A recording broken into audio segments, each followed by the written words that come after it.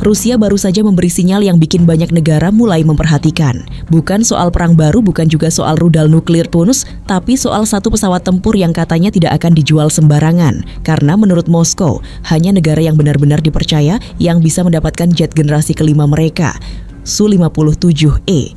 Dan pertanyaannya sekarang, kalau suatu hari Indonesia ingin masuk ke daftar itu, apakah kita benar-benar siap? Karena ini bukan lagi sekadar pesawat tempur biasa. Ini adalah awal dari perang berbasis kecerdasan buatan. Dan jujur saja, perubahan ini mungkin jauh lebih berbahaya daripada yang banyak orang kira. Yang paling menarik, Rusia sekarang mulai memasukkan AII langsung ke dalam sistem tempur Su-57E. Bukan AI receh yang jawabannya malah bikin emosi, tapi AII yang benar-benar membantu pilot bertahan hidup di udara. Bayangin situasi tempur seperti ini, dalam hitungan detik, pilot harus membaca radar, mendeteksi ancaman, menghindari rudal, menentukan target, sekaligus tetap menjaga pesawat agar tidak ditembak jatuh. Dan semua itu terjadi sangat cepat. Salah sepersekian detik saja, selesai.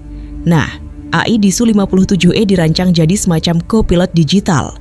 Sistem ini bisa menganalisis medan tempur secara real time, lalu memberi rekomendasi langsung ke pilot.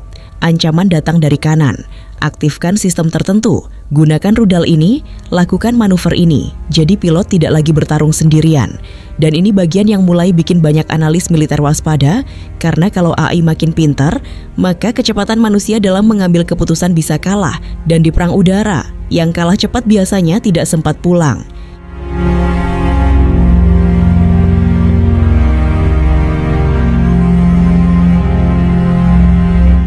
Menurut Rosso Boron Export, Su-57E sudah diuji menghadapi sistem pertahanan udara modern yang termasuk peperangan elektronik yang kompleks. Artinya pilotomata ini bukan jet yang cuma kelihatan ganas di brosur pameran. Ini seperti petarung yang sudah pernah masuk ring, dan kemampuan tempurnya juga fleksibel, bisa menyerang jet lawan, markas darat, bahkan kapal perang, siang bisa, malam bisa, cuaca buruk pun tetap jalan.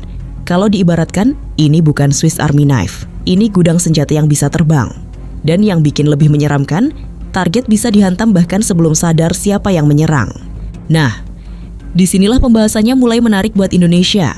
Karena beberapa tahun terakhir, Indonesia memang sedang sibuk memperkuat kekuatan udara. Ada Rafale dari Prancis, ada pembicaraan F-15EX dari Amerika, dan hubungan lama dengan alutsista Rusia juga belum benar-benar hilang. Tapi kemunculan Su-57E memberi pesan yang jauh lebih besar, bahwa masa depan perang bukan cuma soal beli jet mahal, tapi siapa yang mampu menguasai teknologi perang masa depan. AI, data link, radar modern, drone tempur, peperangan elektronik, semua sekarang mulai terhubung menjadi satu ekosistem. Dan jujur saja, kalau cuma fokus pada jumlah pesawat, tanpa memikirkan sistem tempurnya, itu seperti beli mobil sport mahal, tapi navigasinya masih nyasar ke sawah.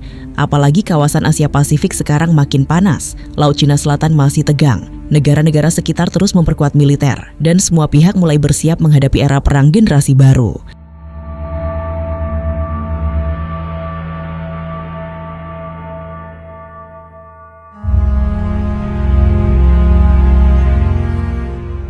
Tapi ada satu detail yang paling menarik, Rusia secara terang-terangan mengatakan Su-57E hanya akan dijual ke negara yang dianggap terpercaya.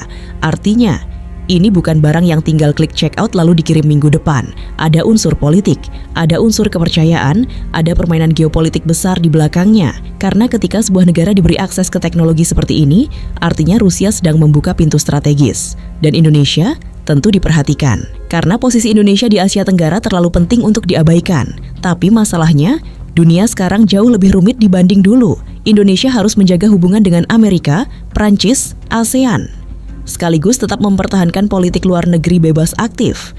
Jadi keputusan membeli jet tempur sekarang bukan cuma soal militer, tapi juga soal arah geopolitik negara. Dan kadang, satu kontrak senjata bisa membuat banyak negara mulai gelisah. Sekarang pertanyaan besarnya, apakah Indonesia siap masuk ke era perang berbasis AI? Karena membeli jet generasi kelima, bukan seperti beli motor baru lalu langsung dipakai keliling. Butuh infrastruktur khusus, hanggar khusus, teknisi khusus, sistem radar modern, pelatihan mahal, dan SDM tingkat tinggi. Pilot generasi baru bahkan bukan cuma penerbang. Mereka harus jadi operator digital, analis taktis, sekaligus pengambil keputusan super cepat. Dan tentu saja, ada satu hal yang selalu jadi tembok paling berat, anggaran. Karena harga jet tempur modern bukan cuma mahal saat dibeli berdiem, tapi juga mahal untuk dipelihara. Yang ikut terbang bukan cuma pesawatnya, tapi juga biaya operasionalnya. Su-57E memberi satu pesan yang sangat jelas, perang modern sedang berubah. Ini bukan lagi soal siapa paling cepat, tapi siapa paling pintar. Dan mungkin, di masa depan, pilot manusia bukan lagi pemain utama, karena perang bisa dijalankan drone AI dan sistem otomatis tanpa suara.